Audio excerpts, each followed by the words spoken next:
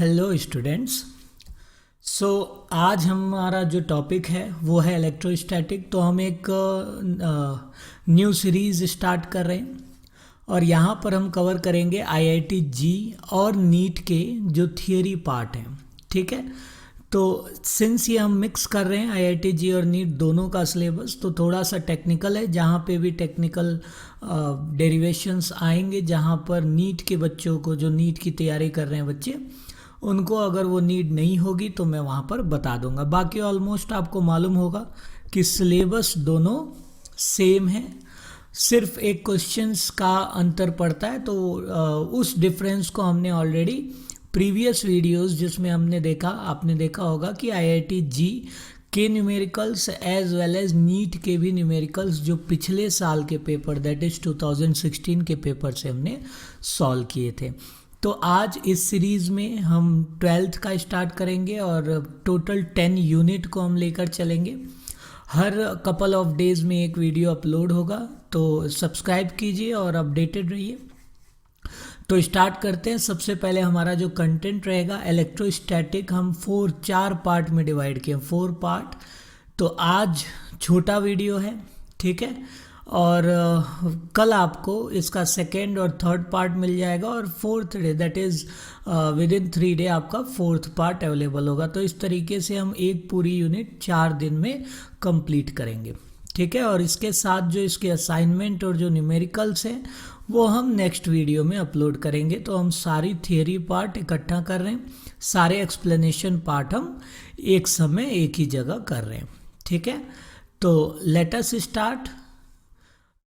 सबसे पहले तो हमारा कंटेंट क्या है, जो हमारा पार्ट 1 ये जो वीडियो है इसका हेडिंग आपका है इलेक्ट्रोस्टैटिक 1 और इसमें हम बात करेंगे इलेक्ट्रोस्टैटिक फोर्सेस की।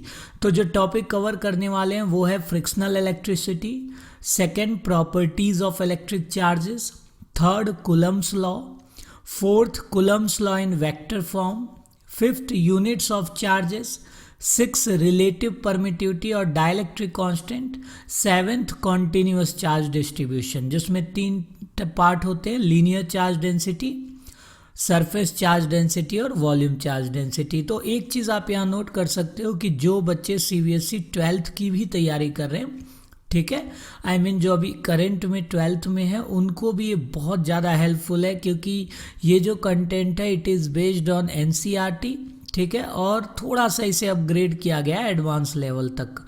तो आप जो हमारे 12th के बच्चे प्रिपरेशन कर रहे हैं सीबीएसई बोर्ड के लिए, उनके लिए भी ये बहुत ज़्यादा यूज़फुल है। जहाँ पे जो टॉपिक सिलेबस में नहीं है सीबीएसई में, वो हम वहाँ पर बता देंगे। तो स्टार्ट करते हैं। सबसे पहले अगर हम बात करें इलेक्ट्रोस्टैटिक की, तो फ्रिक्शनल इलेक्ट्रिसिटी आती है इसमें, बट उससे पहले मैं आपको डिफाइन करना चाहता हूँ इलेक्ट्रोस्टैटिक जो वर्ड बना हुआ है वो 2 पार्ट से बना हुआ है, एक इलेक्ट्रो और दूसरा स्टैटिक। इलेक्ट्रो मीन्स एनीथिंग जो चार्ज से रिलेटेड हो, ठीक है, और स्टैटिक मीन्स जो रेस्ट पर हो। तो electrostatic is a branch of physics which deals with the study of charges at rest. तो इसमें हम पहले टॉपिक जो डिस्कस करते हैं फ्रिक्शनल इलेक्ट्रिसिटी। तो देखो आप सभी क्वेश्चन मार्क अराइजेज की इलेक्ट्रिसिटी, ये जो इलेक्ट्रोस्टैट है इसमें जो भी हम बातें करेंगे, जैसे चार्जेस की बातें करेंगे, वो है क्या चीज़। तो आपने कभी भी देखा होगा कि जब आप एक स्केल लेके, जब आप छोटी क्लासेस में थे तो आपने ध्यान दिया होगा कि एक स्केल को आप जब बालों से रगड़ते थे, उसके बाद छोटे छोटे आप टुकड़ों को जब कागज़ के पेपर्स के जो छोटे छोटे से टुकड़े थे उनके पास ले जाते थे, तो वो जो कागज़ के टुकड़े थे वो उस स्केल से चिपक जाते थे। कहाँ से आया, क्यों आया, क्या करते हैं उसके बारे में, इसके बारे में हम बेसिक वीडियो जो अपलोड करते हैं दैट इज़ चार्ज के ऊपर, उसमें हम उसे और ज़्यादा डिस्कस करेंगे। सिंस ये अपग्रेडेड थियरीज़ हैं, that is class 12th level की थियरी हैं, तो हम बहुत ज़्यादा बेसिक नहीं जा रहे हैं। तो हम एक बड़ा एक सिंपल ना लेके एक अच्छा एग्जांपल लेते हैं। फॉर एग्जांपल आप देख रहे होगे ग्लास एंड सिल्क का, एक हमने ग्लास रॉड को सिल्क से हमने क्या किया है, उसके ऊपर रब किया है।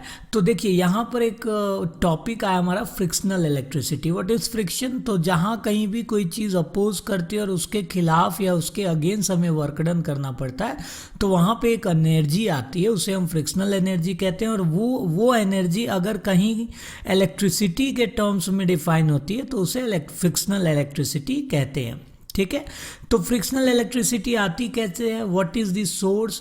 तो आप दो किसी भी सुटेबल बॉडीज को अगर आप रब करते हो, ठीक है, तो इलेक्ट्रॉन्स ट्रांसफर कर जाते हैं एक पार्ट से दूसरे पार्ट पे। तो यहाँ पे दो एग्जाम्पल है, आपने देखा होगा, यहाँ पर ध्यान दो। एक तो ग्लास विथ सिल्क की एग्जाम्पल है और एक एवोनाइट रॉड है जिसको हम फ्नेल से हम रब कर रहे हैं। ठीक है, तो यहाँ पर जो डायनेमिक है इसके अंदर जो मैकेनिज्म वो ये है कि जो आप देख रहे हो ग्लास रॉड के ऊपर पॉजिटिव सिंबल आ गया।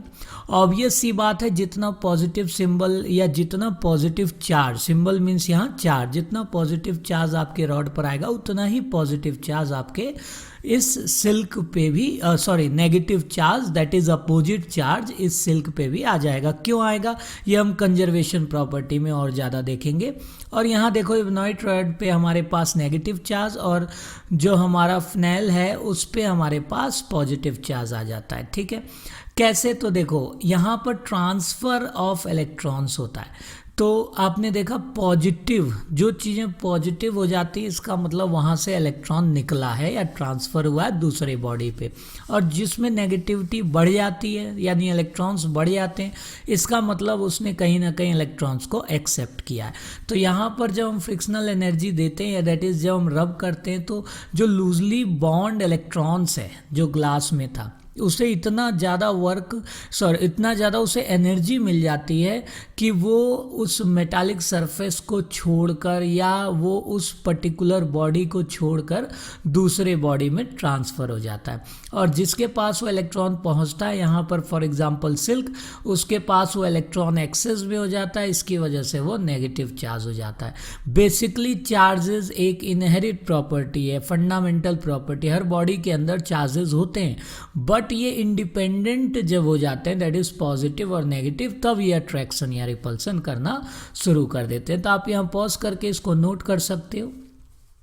यहाँ पर दोनों केसेस को डिफाइन किया गया है और मैंने अभी दोनों को डिफाइन कर दिया, तो आप यहाँ पे पॉज करके देख सकते हो। नेक्स्ट हम स्लाइड पे चलते हैं। नेक्स्ट स्लाइड है हमारा, बहुत इंपॉर्टेंट है, सीबीएसई पॉइंट्स ऑफ व्यू से देखें, नीट पॉइंट ऑफ व्यू से देखें और आईआईटी में ये जरूर एक क्वेश्चन आता है कि चार्जेस के प्रॉपर्टी के बेस। तो सबसे पहला प्रॉपर्टी है, सिर्फ दो टाइप का चार्ज एग्जिस्ट करता है। ठीक है, या तो पॉजिटिव चार्ज होगा या तो नेगेटिव चार्ज होगा। अगर पॉजिटिव और नेगेटिव की जो नंबर है वो एक बॉडी में इक्वल हो जाते हैं तो न्यूट्रल होता है, बट वो उसे हम चार्ज नहीं बोलते। नोट डाउन करना, उसे हम चार्ज नहीं बोलते। रीज़न है कि हम चार्ज उसी को बोल सकते हैं जिसमें दो बेसिक फंडामेंटल जो फोर्सेस का नेचर है that is attractive and repulsive वो शो करे। तो न्यूट्रल ऐसा कोई भी फोर्स शो नहीं करता है, इसीलिए उसको हम चार्ज नहीं मानते। तो सिर्फ दो टाइप्स ऑफ चार्जेस हैं, पॉजिटिव और नेगेटिव। और आप सभी को पता होगा कि सेम चार्ज, क्योंकि छोटी क्लासेस में भी था ये, same charges repel each other and unlike charges attract each other. यहाँ पर थोड़ा सा आप इसे मैथमेटिकल भी ले जा सकते हो। Let us consider Q1 and Q2 भी टू चार्ज। अगर product of Q1 Q2 greater than 0 होगा, नोट कर सकते हो आप, if product of Q1 Q2 greater than 0 होगा तो द नेचर ऑफ फोर्स जो होगा वो होगा रिपल्सिव। या तो दोनों नेगेटिव होगा या तो दोनों पॉजिटिव होगा, तभी उसका प्रोडक्ट 0 से बड़ा होगा। और अगर Q1 Q2 लेस देन 0 होता है, ऑब्वियस सी बात है, यानी कोई एक पॉजिटिव होगा और कोई एक नेगेटिव होगा। तो ऐसे क्या करते हैं, नेचर ऑफ फोर्सेस ऐसे केस में अट्रैक्टिव होते हैं। थर्ड इस charge is a scalar quantity. Scalar आपको पता है, जो भी चीज़ जो अगर हम अलजेब्रिकली ऐड करते हैं, ठीक है, तो सारी चीज़ें स्केलर होती हैं। तो yes, charges are scalar quantity. Fourth, charges is additive in nature. अभी मैंने बताया स्केलर से ये डिफाइन किया जा सकता है। जैसे अगर आपके पास कोई पॉजिटिव 2 कूलम्स का चार्ज है, पॉजिटिव 5 कूलम का चार्ज है और नेगेटिव 3 कूलम का चार्ज है, तो अगर हम टोटल चार्ज निकालने लगे तो आप देखो अलजेब्रिकली सम हो जाएगा और ये it is equal to 4 positive 4 coulomb. Fifth, ये बहुत इंपॉर्टेंट है, इस पे न्यूमेरिकल भी आते हैं, वो हम अगले वीडियो लेक्चर में डिफाइन करेंगे। टोटल इसमें 7 टाइप्स ऑफ न्यूमेरिकल हैं चार्जेस के बेस्ड में, जिसमें 2 बेसिक सीबीएसई में पूछे जाते हैं और बाकी नीट और आईआईटी जी में पूछे जाते हैं। एनीवेज, चार्ज क्वांटाइज्ड का मतलब क्या होता है?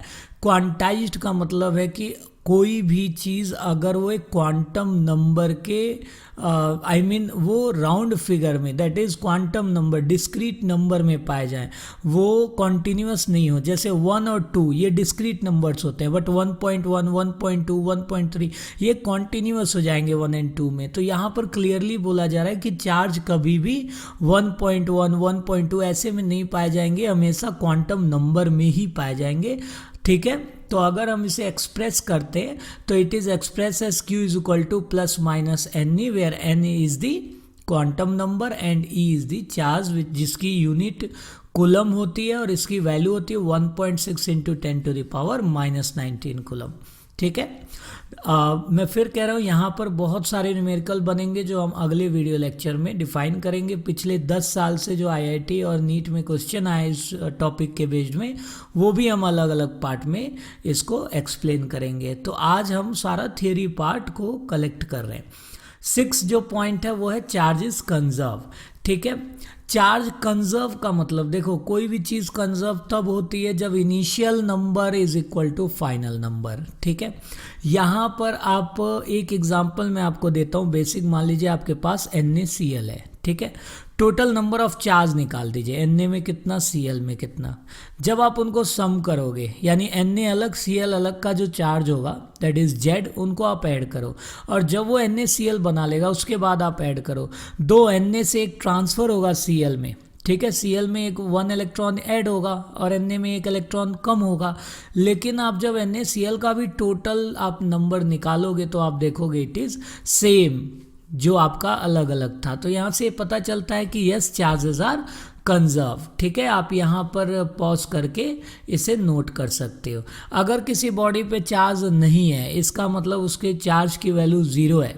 ठीक है, और उसने कोई मान लिया 3 कूलम का चार्ज उसने शेड कर दिया, तो ऑब्वियसली उस पर एक -3 कूलम का चार्ज आ जाएगा, क्योंकि अभी मैंने बताया चार्ज कंजर्व होता है और ये हमेशा 100% होगा कि जो इनिशियल सिचुएशन में होगा चार्ज का नंबर वही फाइनल में भी होता है। ठीक है, एक यहाँ पर बहुत इंपॉर्टेंट पॉइंट नोट किया हूँ, ये नीट में 1 मल्टीपल चॉइस में डायरेक्ट पूछ लेता है कि क्या चार्ज वेलोसिटी पे डिपेंड करता है, चेंज होता है? तो it does not change with velocity also. ठीक है, नेक्स्ट पे चलते हैं। नोट बहुत इंपॉर्टेंट है, जहाँ भी मैं नोट दूंगा इसका मतलब वो कहीं ना कहीं एक्स्ट्रा एडिशनल पार्ट है जिस पे हमारे मल्टीपल चॉइस क्वेश्चंस बनते हैं।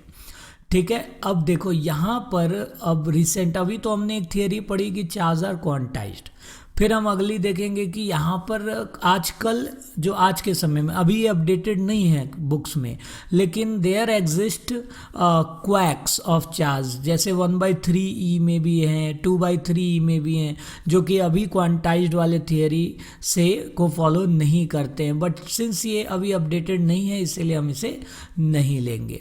ठीक है, अच्छा, एक और चीज़ यहाँ पर बहुत इंपॉर्टेंट है। अब जब हम बड़े लेवल पे चार्जेस की बात करते हैं वहाँ चार्ज कॉन्टिन्यूस हो जाते हैं, लेकिन अगर दैट इज़ मैक्रो लेवल पे, अगर माइक्रो लेवल की बात करें तो charges quantized discrete value.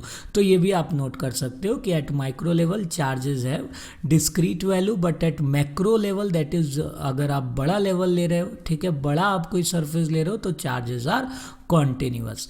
Next बहुत इंपॉर्टेंट टॉपिक है कूलम्स लॉ, और ये कूलम्स लॉ आपने मैग्नेटिज्म चैप्टर में पढ़ा, ग्रेविटेशन चैप्टर में पढ़ा होगा। मैग्नेटिज्म आप आगे पढ़ोगे, ग्रेविटेशन आपने 11 में पढ़ा होगा। वहाँ पर भी एक लॉ था ठीक है। यहाँ पर सेम लॉ, आप देखो सेम लॉ, यहाँ पे वेरिएशन है, बस वहाँ पर मासेस था, यहाँ पर चार्जेस था। तो हम इसे एक बार लिख लेते हैं, उसके बाद हम इसके बारे में डिस्कस करते हैं। तो कूलम्स लॉ एक लॉ है जिसने दो force, force between 2 point electrical charge की बात की थी। अगर आप पॉइंट चार्ज नहीं लिखते हो तो your marks will be deducted, अगर आप CBSE में लिख रहे हो। और पॉइंट चार्ज के बेस्ड बहुत सारे कॉन्सेप्ट भी बनते हैं। सबसे पहले पॉइंट चार्ज का मतलब क्या है, जिसका मैग्नीट्यूड बहुत छोटा हो, यानी उसका, मान लीजिए मेरे पास एक स्फीयर ले लिया, ठीक है, एक स्फीयर, चार्ज स्फीयर ले लिया, और उसे अगर मैंने पॉइंट चार्ज बोल दिया तो उसका जो सेंटर और radius, this both distance will be tends to 0। तो यहाँ पर आप देखो, हमने माना एक चार्ज Q1 हो and another charge Q2 and both are separated at distance R, तो F is directly proportional to Q1 Q2। अब ये क्वेश्चन अराइजेस क्यों डायरेक्टली है, तो देखो जब भी हम बात करते हैं फोर्सेस की इन यूनिवर्स, कहीं भी कोई फोर्स की बात करते हैं तो वो मैक्सिमम फोर्स की बात करते हैं एक सिचुएशन में। और अगर मान लिया मेरे पास एक वैल्यू है 2, एक वैल्यू है 3, इसका मैक्सिमम वैल्यू आप देखो सिर्फ प्रोडक्ट पे ही आ सकता है, ठीक है। इसीलिए यहाँ पर हम बार बार लिखते हैं, चाहे M1 M2 हो तो भी यही लिखते हैं, F is directly proportional to M1 M2। यहाँ चार्जेस है तो यहाँ पे F is directly proportional to Q1 Q2। Second equation अगर आप देखो तो F is inversely proportional to R square. R distance है, अभी बोला पॉइंट चार्ज है, तो हम यहाँ पे सेंटर रेडियस की बात नहीं करेंगे, दोनों के बीच का सेपरेशन की बात करेंगे। तो यहाँ से F is directly proportional to Q1 Q2 by R square. It give you F is equal to K Q1 Q2 by R square. K क्या है, ये बहुत ज़रूरी है। तो K यहाँ पर इलेक्ट्रोस्टैटिक फोर्स कांस्टेंट कहते हैं, ठीक है, और जिसे कूलम कांस्टेंट भी कहते हैं। इसकी वैल्यू होती है 1/4 पाई एप्सिलॉन नॉट। नॉट जहाँ पे भी फिजिक्स के थियरी में लगता है, इसका मतलब वो वैक्यूम की बात कर रहा है, यानी नो मीडियम इन बिटवीन, ठीक है। तो इसकी वैल्यू फर्दर होती है 9 × 10⁹ Nm स्क्वायर C-2, ठीक है।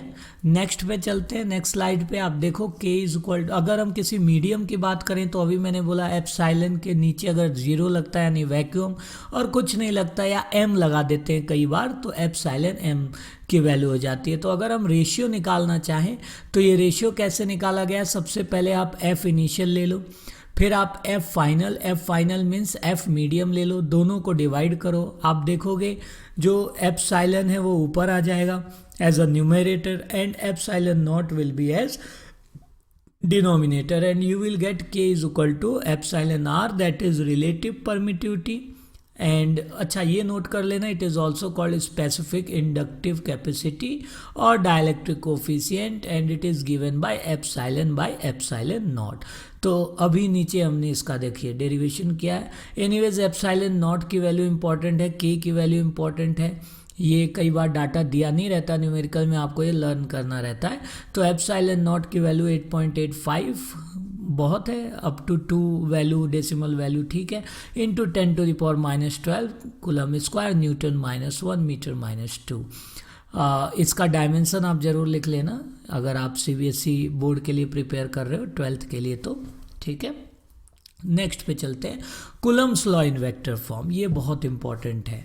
अब फोर्स की बात करें, देखिए पूरा इलेक्ट्रोस्टैट में हम 3 चीज़ें देखेंगे ब्रॉडली, फोर्स, फील्ड और पोटेंशियल। इसके एडिशन में हमें कैपेसिटेंस भी देखेंगे, जो इसका एज अ एप्लीकेशन कह लो या एज अ डिवाइस हम पढ़ेंगे, बट मेनली जो फंडामेंटल चीज़ है इलेक्ट्रोस्टैट में पढ़ने का वो है फोर्स, फील्ड और पोटेंशियल। और आपको पता है out of these 3, force is a vector quantity, field is a vector quantity and potential is a scalar quantity, ये भी आप नोट कर सकते हो। तो हम यहाँ पर बात करने जा रहे हैं Coulomb's law in vector form. उससे पहले मैं एक बात बता दूं, जनरल जो कैरेक्टर है हमारा कूलम्स लॉ फोर्स का, पहला है कि ये सेंट्रल फोर्स होता है, यानी कि ये जो फोर्स है कूलम्स फोर्स या इलेक्ट्रोस्टैटिक फोर्स, ये along the separation between 2 charge लगता है और कहीं नहीं लगेगा, इसीलिए इसे सेंट्रल फोर्स भी कहते हैं। और ये इनवर्स स्क्वायर लॉ को भी सेटिस्फाई करता है, और ये मीडियम पे डिपेंडेंट है जैसा पिछले स्लाइड में देखा। तो देखिए कूलम्स लॉ को हम जब वेक्टर फॉर्म में लिखते हैं तो यहाँ पर हमें किसी भी क्वांटिटी को वेक्टर में लाना है तो हमें एक यूनिट वेक्टर लाना पड़ेगा।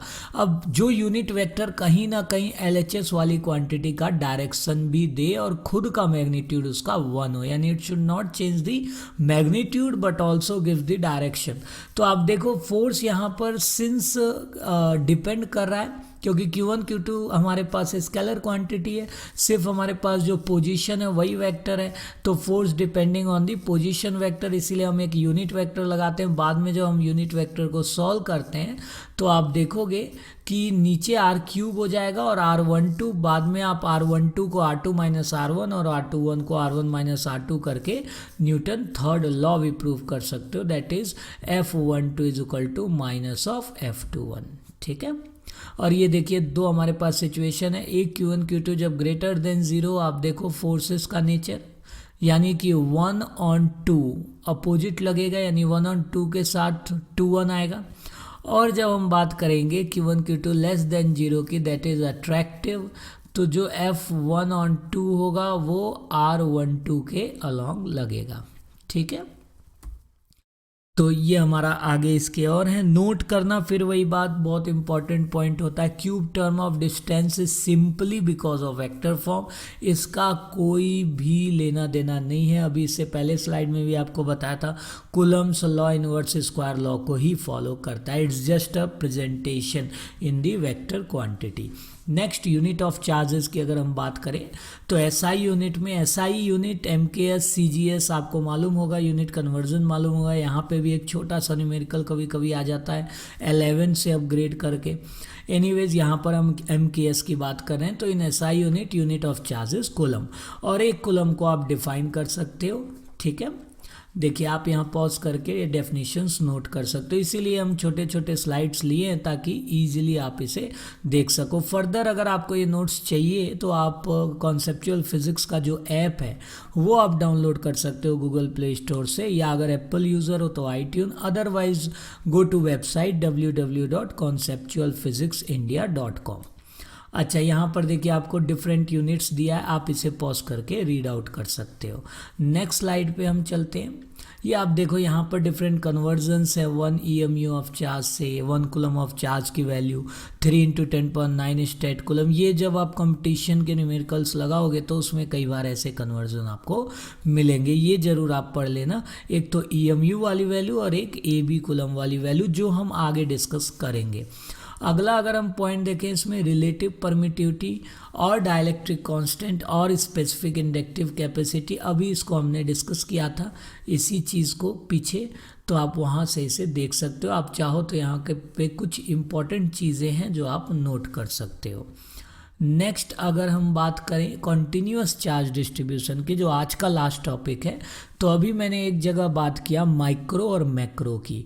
माइक्रो में जो चार्जेस है वो डिस्क्रीट रहता है, लेकिन जब हम मैक्रो लेवल पे आ जाते हैं, यानी बड़े सरफेस की हम जब बात करने लगते हैं, तो वहाँ पर जो चार्ज है वो कॉन्टिन्यूसली डिस्ट्रीब्यूटेड होता है।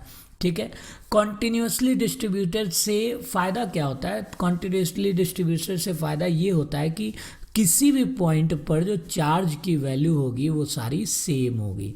ठीक है, तो अब कॉन्टिन्यूस वर्ड लग गया, यहीं से हम डिफाइन कर सकते हैं कि according to continuous charge distribution concept, ये क्या बताता है कि चार्ज आर डिस्ट्रीब्यूटेड यूनिफॉर्मली। ठीक है, और अगर हम बात करें, अब देखो जहाँ डिस्ट्रीब्यूशन होगा वहाँ पर आपकी डेंसिटी भी होगी।